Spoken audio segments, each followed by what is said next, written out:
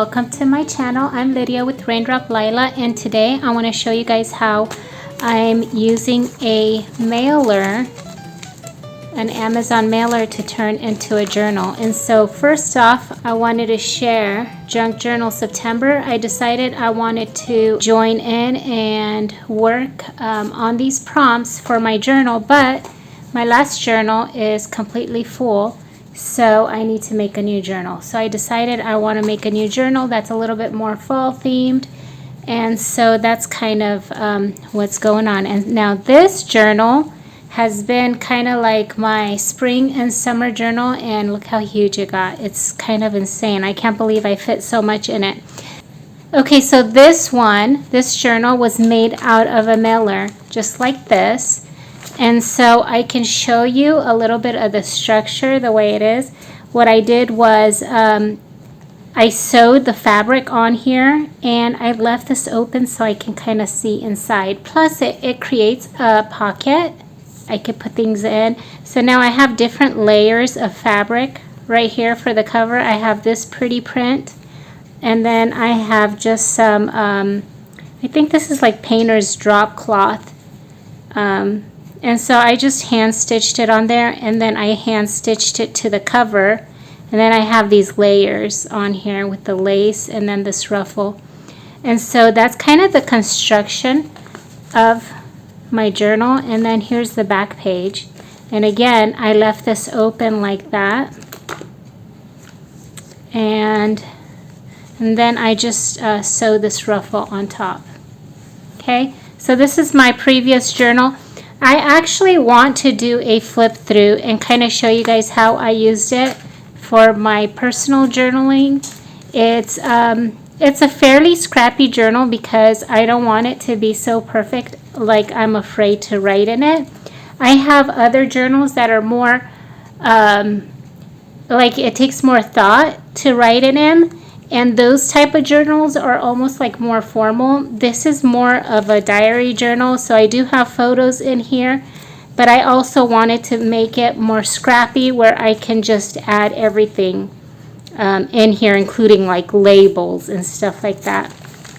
So anyways, I just want to go over how I made this journal. So I'm going to talk about that. And then if you guys want to see a flip through, let me know actually if you'd love to see a flip through of this, and then maybe I'll try to make another video with the flip through. Okay, so now I just want to do like a really quick overview of how I created this. Okay, so here is my journal cover, and basically I just have it folded. I folded it up. I measured the size of my front cover, right? And then you're going to want to figure out the spine, the size of your spine. And then you just, you're going to want to measure this part, the front cover, and make sure it's the same size right here, right? So one trick that I did was I figured out the size of my front cover, and then I added the spine, right? And then I was like, okay, so this is about the size I wanted. And then I just folded it in half and cut. So that was kind of an easy way to do it, where I don't have to calculate it. My spine is really huge, but my journals get really, really thick. And you can see this one already has a bit of an alligator mouth. Look how huge that is. So basically, I wanted to make sure that this is thick enough. Like, this is huge. This is my spring and summer journal, okay? But let's see. So I figure when I make a journal, usually depending on how many pages I put in there, like if I make, if the journal is like this thick, like maybe 1 inch thick, then I'm going to make a 3-inch spine, because I know that I'm going to do a lot of layering like this. And so with all these different pieces and pages, you know, you end up with like 3 times the thickness. Does that make sense? If the inside of my journal, with all the signatures and all the papers that I put together, is going to be 1 inch, then I'm going to make the journal 3 inches. If it's half an inch, then I'll do 1.5 inches. So I kind of like go triple because it fills up really quickly for me, because I like to add a lot of bulk. I like to layer. I don't like to be limited when I go to layer, or if I want to put something bulky on the page, like, you know, something like that, I know that it's going to get thick. So that's kind of one tip. So this is the construction of my journal. This is basically the bag. I sewed it down here, but I left the sides open so that I can have a pocket, right? And then I turn this up. You can cut it off and just glue it down. You don't have to sew. You can just glue everything. You can just glue paper on top of this and maybe Mod Podge it or something. But I do love the fabric. I wanted to do fabric on this one too, but I didn't like the combinations that I have right now. I felt like I wasn't really feeling it, like what I picked out. So I'm thinking to cover this in paper, and I'll kind of show you guys my process. So this is my journal. So I originally started with, let's see, with this. This was my inspiration. This is from my Bohemian kit, and I feel like these are really fall colors, but it still has like that bright color, and it's got like the bohemian, the boho vibe. So anyways, this is what I thought I'd start off with, and I think that looks pretty good, right? It looks a lot better than the fabric choices that I have so far. So I was gonna go with this, or even this. I kind of like this better, but then I found this, and I think this looks really good too. Okay, let me show you. See, that's really pretty. And then I don't stop there usually. Like, okay, all of those work, but I keep going because I want to see the one I like best out of all the choices that I have, if that makes sense. And I like that too. I think this is pretty too. And I'll probably add some trim here, right? And I can always layer on top of this too.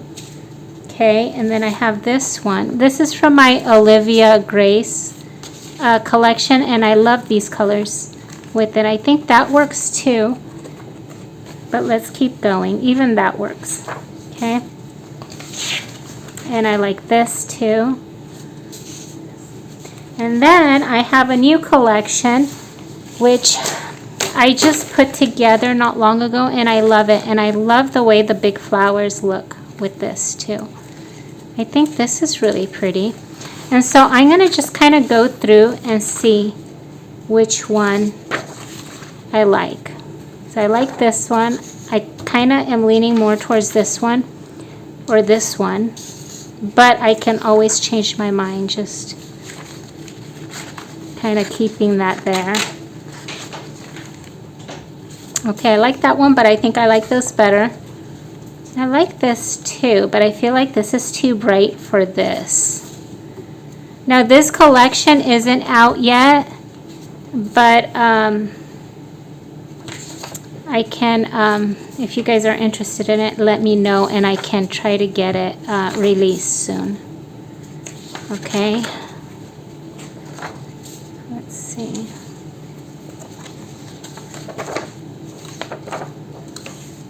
That one's pretty.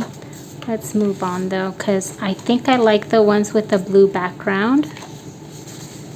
I like that one, and I like this one a lot. And I like that one.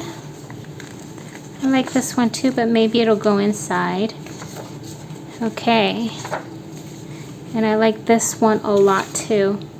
I feel like I like these kind of the best of them. Okay, and I do realize that this is like, it's landscape, and I need something a little bit bigger, but that's okay. I'll figure it out. I can always layer papers underneath, if that makes sense. Let's see, like this maybe. Maybe I'll do something like that. We'll see. But for now, I am liking this one, and I actually rumpled it up a little bit and it kind of softens it up, if that makes sense. And it also makes you, I noticed that if everything's perfect like this, you're almost, or at least for me, I'm almost afraid to use it because it feels so perfect and brand new. But if I start to kind of crumple it up a little bit, it makes it just a little bit easier to work with. It feels less intimidating when it's not so new. And also, I feel like it's also easier to work with scraps that way. Or like if you tear paper. So if you tear your paper, sometimes it's easier to just get started and go with it, basically. Okay, so I think that this is kind of where I'm gonna start with, and I'm gonna end my video here for today, and I will try to come back and show you guys my next step. So this is just my first step. I just kind of showed you how I'm using a mailer for it, and then I chose my papers. Of course, I did this part. I forgot to mention I did this part last night, where I just sewed on these different layers. I pulled out all my fabrics, and I like the combination of like this green. It's like a mustardy green or yellow. So I like the combination of that with the pink and the teal, and then I have this brown lace on there. So that's kind of the first part of my journal. Now I'm probably gonna, I'll keep sharing as I work on it. I'll kind of go over my process and tell you guys about it. I kind of hesitate to do craft with me's unless I already completed a project, because I tend to go into different directions. Usually like I'll go in one direction and I'll have like one idea, but I never am like set in stone with that idea. I allow myself the space or the creativity of going into any direction. I don't know if that makes sense, but that's kind of how I create. I feel like it could be a little bit chaotic if you're sharing that process with somebody else, because I might say, okay, this is what I'm going to do, but then you totally go off into a different direction. But that's kind of how I work. I just go with inspiration. I feel like by working this way, it saves me time, because I just go with what kind of I feel works better, if that makes sense. So anyways, those are kind of my thoughts. Okay, I hope you guys have a wonderful day, and I hope you guys enjoy this video. I'm gonna probably do like a little series, and I hope you guys join me for the series of how I make this journal. Okay, thanks a lot for joining me. Bye-bye.